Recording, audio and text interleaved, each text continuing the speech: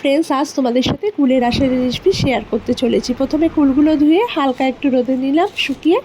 এরপর আগে থেকে খালি কড়াইতে ভেজে রাখা ধনে জিরে শুকনো লঙ্কা দিয়ে একটা ডাস্ট করে রাখলাম।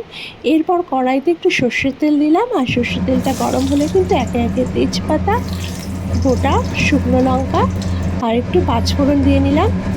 এই ফোড়নটা কিন্তু একটুখানি ভাজা হবে, তাহলে কিন্তু ফ্লেভারটাও খুব ভালো হবে আচারে।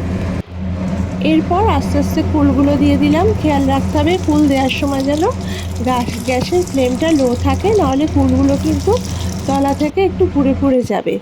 এরপর আমি আখের গুড় দিয়ে দিলাম কুলগুলোর মধ্যে।